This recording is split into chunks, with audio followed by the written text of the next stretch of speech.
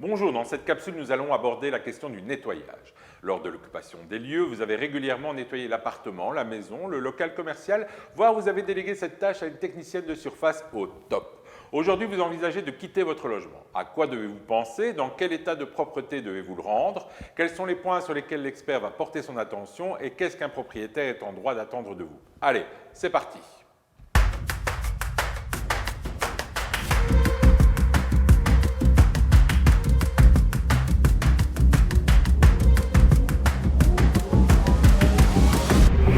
Lors d'un déménagement, le nettoyage est la dernière intervention qui est réalisée par le locataire sortant.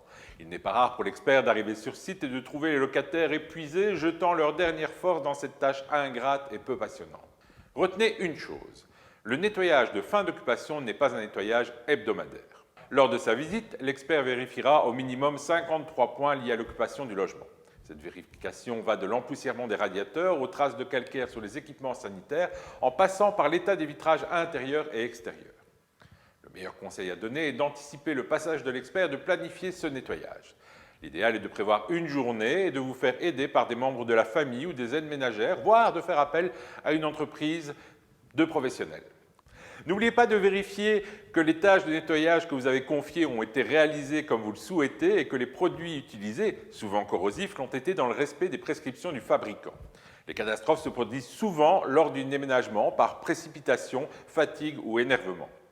N'oubliez pas non plus de dégivrer et nettoyer le frigo, qui est généralement le dernier élément nettoyé.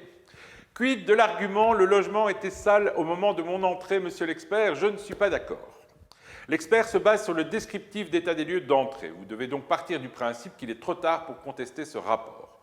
Gardez toujours à l'esprit que l'expert est un professionnel capable d'évaluer la situation. Ce n'est pas parce qu'il ne dit rien qu'il n'applique pas une certaine tolérance dans ses constats. Quoi qu'il arrive, vous devez remettre les lieux loués dans un bon état de propreté et en particulier pour la cuisine et les espaces sanitaires. En cas d'oubli ou d'absence de nettoyage, pour le calcul de l'indemnité, l'expert devra toujours comptabiliser les heures de nettoyage au prix d'une entreprise spécialisée. Si vous le souhaitez, vous pouvez faire appel anticipativement au titre service à un tarif hyper réduit. Pour ce qui est du propriétaire, par contre, cette facilité ne lui est pas accordée. L'expert ne pourra donc pas prendre ces tarifs en considération. Une question sur le sujet, n'hésitez pas à contacter l'expert de votre choix ou à m'envoyer un email.